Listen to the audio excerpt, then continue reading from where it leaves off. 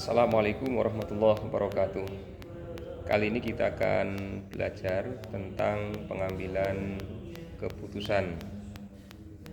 Belajar dari satu kasus, kemudian bagaimana langkah-langkah pengambilan keputusan yang mestinya dilakukan dari situasi yang dihadapi itu.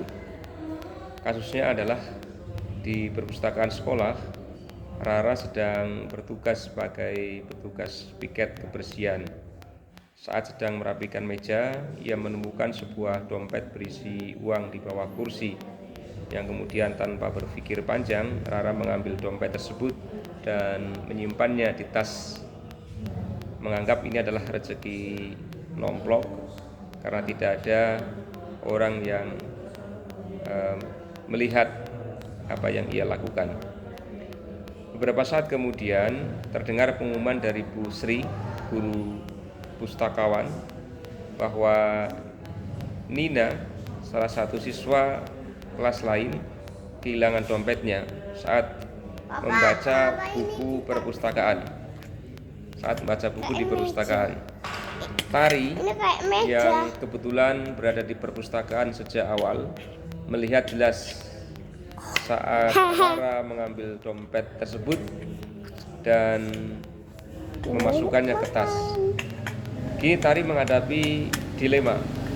Di satu sisi, ia tahu bahwa dompet itu milik Nina dan kejujuran adalah nilai yang harus ditegakkan. Di sisi lain, Rara adalah sahabat dekatnya yang sering menolongnya dalam mengerjakan tugas dan berbagi bekal setiap hari. Jika Tari melaporkan hal tersebut dan menegur Rara, besar kemungkinan hubungan mereka akan rusak dan Rara tidak akan bersikap baik kepadanya. Maka bagaimana seharusnya Tari mensikapi situasi itu?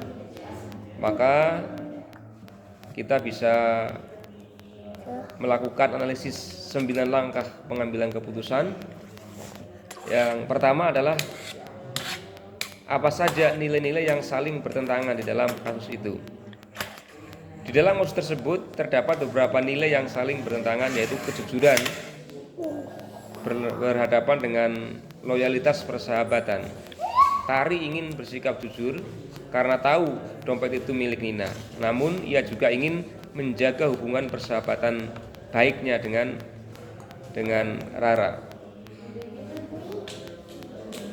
Kemudian yang langkah kedua adalah siapa saja yang terlibat dalam situasi pada kasus itu.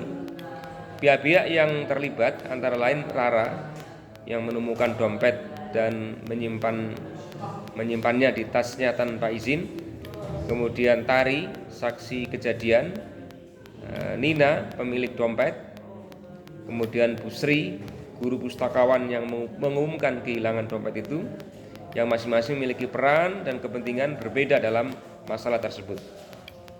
Langkah yang ketiga adalah fakta-fakta apa saja yang relevan dengan situasi pada kasus itu. Nah, di antara fakta-faktanya adalah Rara menemukan sebuah dompet yang berisi uang di bawah kursi saat bertugas di perpustakaan. Kemudian Rara mengambil dompet itu dan menyimpannya, dan tanpa berusaha dia untuk mencari siapa pemiliknya. Kemudian fakta yang lain, Tari menyaksikan langsung saat Rara mengambil dompet tersebut.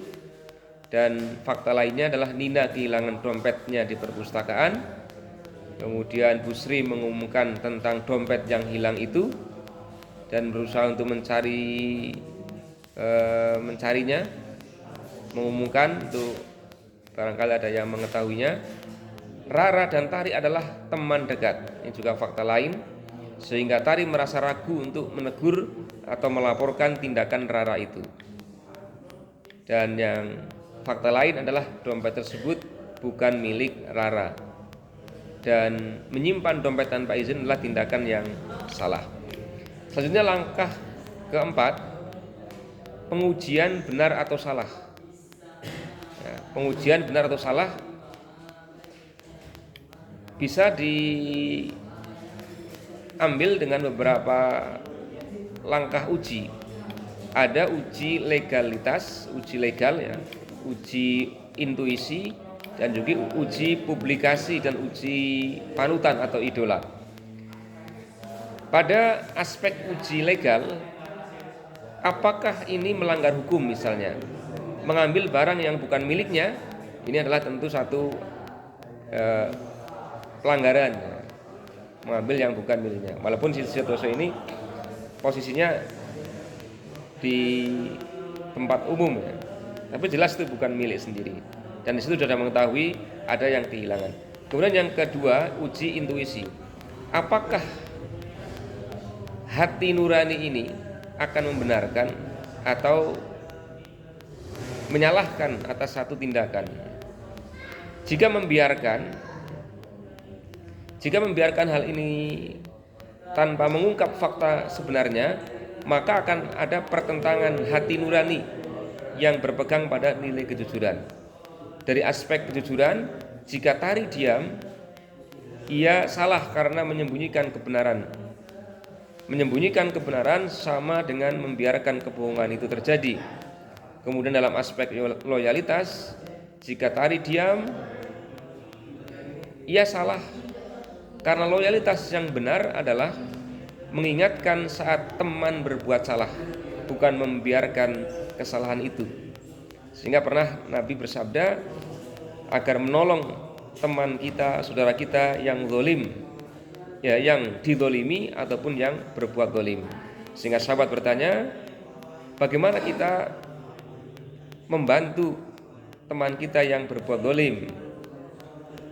Kalau yang dizalimi jelas, tapi yang berbuat zalim ini jadi pertanyaan. Nah, kasus seperti ini mengingatkan kita kepada hadis itu, ketika kita berteman bersahabat, sahabat kita melakukan satu tindakan yang salah, maka bentuk bantuan kita terhadap teman yang berlaku zalim itu adalah dengan mengingatkannya, berusaha untuk menunjukkan jalan yang benar, bukan membiarkan dia di dalam kesalahan. Kemudian yang ketiga adalah uji publikasi.